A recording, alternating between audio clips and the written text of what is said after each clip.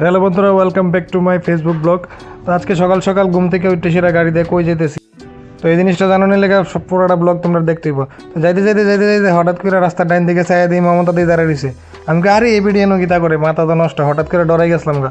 পরে দিয়ে চাইয়া দিই ইন্ডাস্ট্রি আমি তো আচ্ছা আচ্ছা, প্রথম তো ভাবছি মমতা ব্যানার্জি নিয়ে দাঁড়িয়ে রয়েছে। তো অনেক দিন হয়ে গেল কলকাতায়, এবার বাড়ির যাওয়ানোর পালা। প্রায় দীর্ঘ 10 দিন পরে আমরা আজকে বাড়ি যেতেছি। আর্লি মর্নিং ফ্লাইট থাকানোর কারণে ভোরবেলা বাড়িতে হয়েছে। এখন প্রায় বাজে সকাল 5টা। কিছু অন্ধকার, কিছু আস্তে ধীরে ফর্সা হইতেছে, দিনের আলো আইতেছে। তো যাই হোক, বহুত দিন পরে বাড়ি যেতেছি। বাড়ির যাওয়ানোর এক্সাইটমেন্টই আলাদা, এটা প্রত্যেকের ক্ষেত্রে এরকম হয়। তুমি যেখানেই যত দূরেই থাকো না কেন, বাড়ির যাওয়ানোর জিনিসটার যে মজাটা, এটার যে ফিলিংসটা, এটা এক্সপ্রেস করানো যেত না, এতটা খুশি লাগে। তো যাই হোক, দেখতে দেখতে আমরা আই পড়লাম এয়ারপোর্ট। এবার যাই ভিতরে।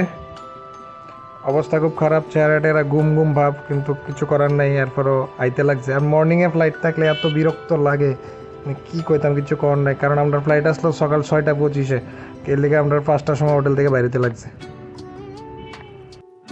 সকাল সকাল আমরা আই পড়লাম এয়ারপোর্টে। এখন যাবো বাড়ি। প্রায় আজকে 10 দিন না রে, 10 দিন না আজকে, 10 দিন পরে বাড়ি যেতেছি।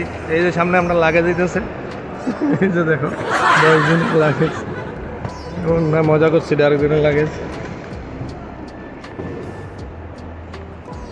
আমরা যাই, এমন না যে শুধু আমরা সকাল সকাল, বহুত মানুষ হবে সকাল সকাল ঘুম নষ্ট করে আইছে এয়ারপোর্টে।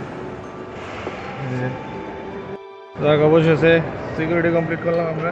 এখন আমরা গেটের দিকে যাবো। এই দেখো সূর্যের আলোটা কি সুন্দর লাগে।